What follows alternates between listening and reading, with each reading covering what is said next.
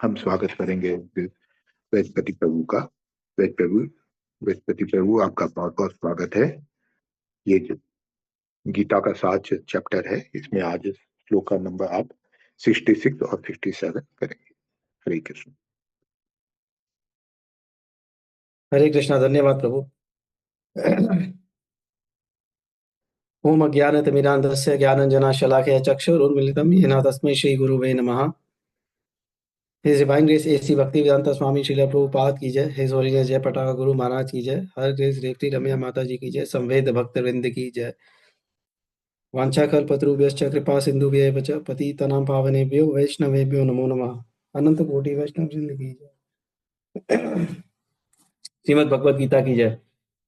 तो 2.66, इसके पहले श्लोक में भगवान श्री कृष्ण ने बहुत अच्छी तरह बताया कि क्या परिणाम होता है उस मनुष्य का जो भगवान से कनेक्टेड होता है।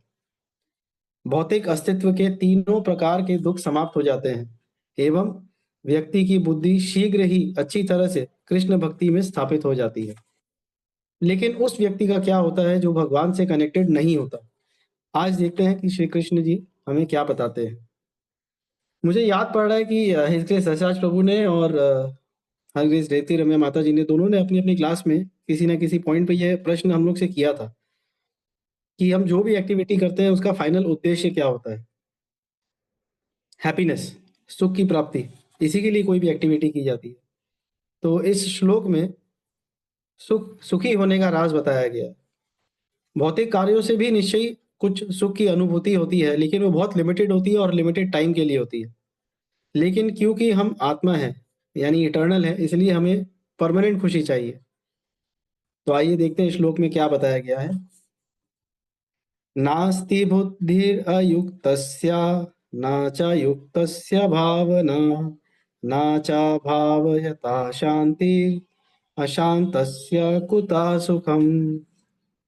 जो व्यक्ति परमेश्वर से कृष्ण चेतना में जुड़ा हुआ नहीं है, उसे ना तो दिव्य बुद्धि प्राप्त हो सकती है और ना ही स्थिर मन, जिसके बिना शांति असंभव है। और शांति के बिना सुख कैसे हो सकता है।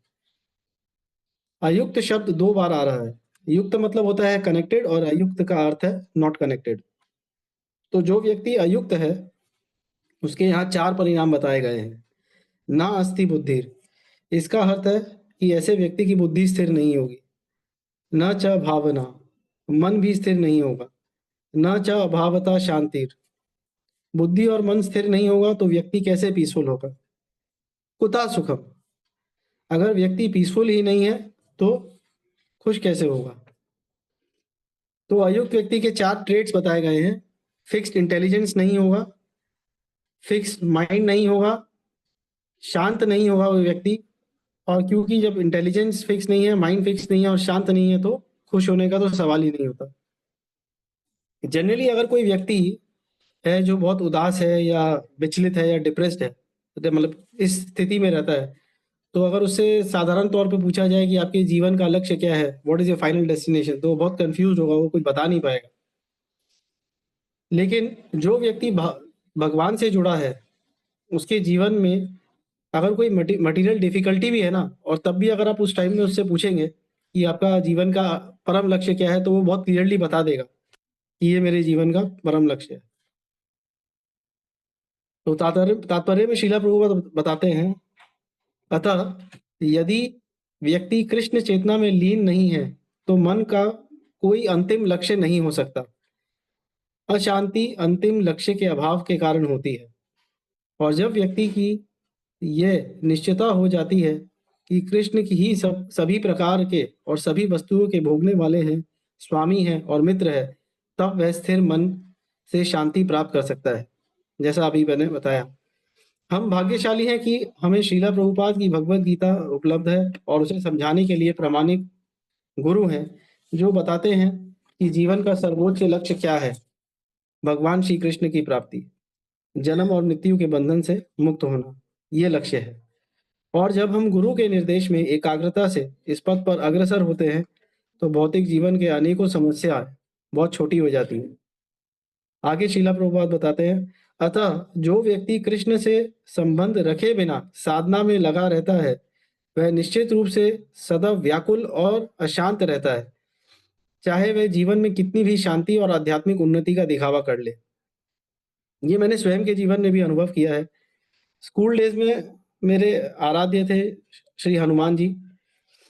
फिर कॉलेज डेज़ में दुर्गा माँ की मैं पूजा करता था, और फिर जब काम जॉइन किया तो फिर श्याम बाबा की पूजा कर रहा था। तो आप सबने भी ये किसी न किसी पॉइंट पे अनुभव किया होगा। हम सब किसी न किसी बैकग्राउंड के से आके यहाँ जुड़े हैं। लेकिन जब इस्कॉन जॉइन किया, तो श्री गुरु और गौरांगों की कृपा से जब भगवान श्री कृष्ण की शरण ली, तो एक मुकम्मल एहसास, मतलब एक कंप्लीट एक्सपीरियंस अनुभव किया स्पिरिचुअलिटी के संबंध में। और शायद इसलिए यहाँ आने के बाद फिर और कहीं भटकना नहीं पड़ा, और मन स्थिर हो गया, क्योंकि जो शेल्टर था, जो रूफ था, वो चेंज नहीं हो रहा है अब। तात्पर्य के अंत में लिखा है, कृष्ण चेतना एक सर्व प्रकट शांतिपूर्ण अवस्था है, जिसे केवल कृष्ण के साथ संबंध में ही प्राप्त किया जा सकता है। मतलब कि जो भी इस प्रोसेस को सीरियसली रूल्स एंड रेगुलेशंस को मानते हुए फॉलो करता है, वह मनुष्य शांति अनुभव करेगा एवं शांत प्रतीत भी होगा। ये भी हम प्रैक्टिकली अपने कांग्रेगेशन में देख रहे हैं। ऐसे बहुत से अनेकों भक्त हैं जो देखने से भी शांत महसूस हो रहे हैं, और उनके मतलब वार्तालाप से भी आपको शांति प्रतीत होगी। तो कनेक्टेड रहना आवश्यक है। और किससे कनेक्टेड रहना है? वो जो कि समस्त ऐश्वर्य, शक्ति, यश, सौंदर्य, ज्ञान और वैराग्य के स्वामी है। तो ये थी कनेक्शन की थ्योरी। और कनेक्शन का प्रैक्टिकल क्या है? हरे कृष्ण महामंत्र का जप। अब आइए देखते हैं 2.67। 2.65 में भगवान श्री कृष्ण ने बताया कि क्या होता है जब कोई मनुष्य भगवान से जुड़ा नहीं होता। यहाँ हम चर्चा करेंगे ऐसे मनुष्य के बारे में जो कि भगवान से कनेक्टेड भी नहीं है, एवं जिसका इंद्रियों पे संयम भी नहीं है। तो आइए देखते हैं श्लोका 67।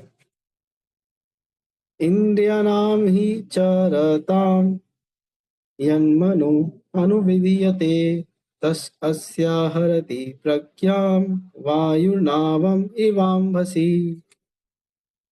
जैसे तेज हवा पानी पर नाव को बहा ले जाती है, वैसे ही मन भटकती इंद्रियों पर ध्यान केंद्रित करता है। वैसे ही मन जिन भटकती इंद्रियों पर ध्यान केंद्रित करता है, उनमें से एक भी इंद्रिय मनुष्य की बुद्धि को बहा ले जा सकती है। हमारे पास 10 इंद्रियां हैं।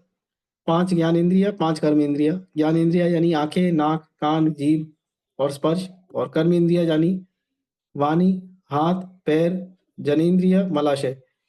इनमें से कोई भी एक सेंस मन को अपने लक्ष्य से भटकाने के लिए सक्षम है। फिर क्या होता है? हरति प्रज्ञा, मन बेलगाम होने से बुद्धि भी हर ली जाती है। यहाँ भगवान एक बहुत सुंदर एनोलॉजी दे रहे हैं। वायुर नावम इवम बसी। वायु यानी विंड, नावम यानी बोट, इवाल यानी लाइक, अम्बसी यानी जल पे।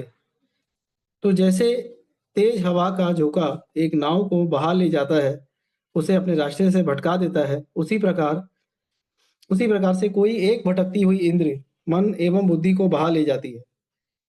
व्यक्ता एक बहुत सुंदर उदाहरण देते हैं कि कल्पना कीजिए आप अपने घर में किसी कार्य में लगे हुए हैं, और अचानक से एक गाड़ी आपके घर के सामने से गुजरती है, जिसमें बहुत तेज वॉल्यूम में एक गाना बज रहा है।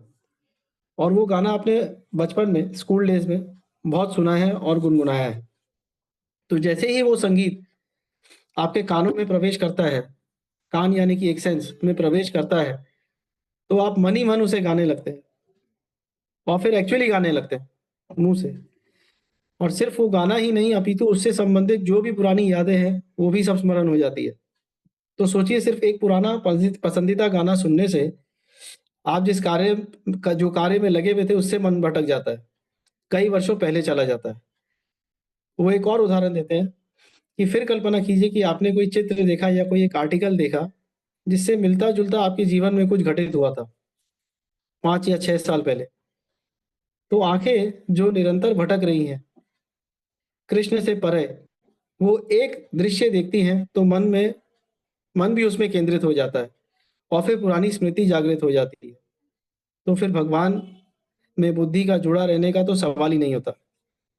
तो इस तरह हम ये समझ सकते हैं कि भटकती इंद्रियां हमें पग पग पर विचलित करती हैं। मैंने आप सबके लिए एक सी ग्रेड कैटेगरी का डी ग्रेड राइम बनाया है, इसको थोड़ा बेयर कीजिएगा।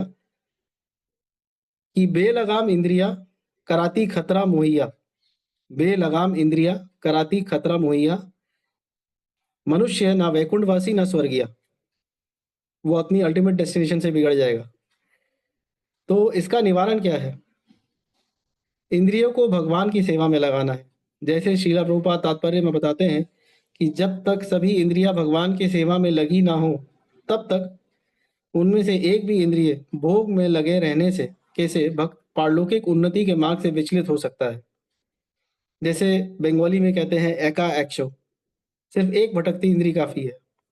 इसका सल्यूशन का उदाहरण श्रीमद् भागवतम में अम्बरीश महाराज के जीवन में दिखाई पड़ता है।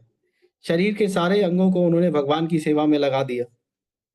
कोई पूछ सकता है कि मैं क्यों अपनी इंद्रियों को भगवान में लगाऊं, मेरी इंद्रियां तो मेरे काबू में है। तो एक आंसर उसका ये भी है कि हम इस शरीर के असली मालिक नहीं है। शरीर के असली मालिक तो भगवान श्री कृष्ण है, हम तो सिर्फ किराएदार हैं। श्री कृष्ण समस्त सृष्टि के मालिक हैं।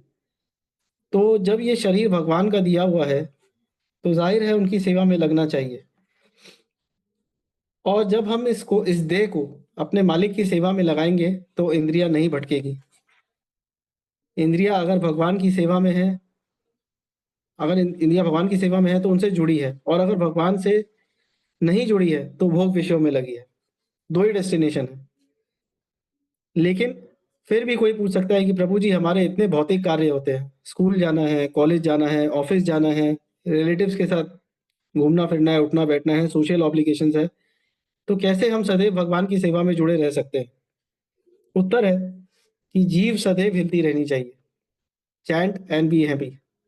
मन तो भटकता है और भटकेगा, जूम आउट होगा, लेकिन हमें फिर जूम इन करेंगे और हरि नाम करेंगे। हरे कृष्णा। अब आज का अंतिम श्लोक 2.68। वो मनुष्य जिसने अपनी इंद्रिय भगवान की सेवा में लगाई हुई है, जो अपने मार्ग से विचलित नहीं है, वो प्रशंसा के योग्य है। और इस श्लोक में भगवान श्री कृष्ण ऐसे जीव की प्रशंसा कर रहे हैं।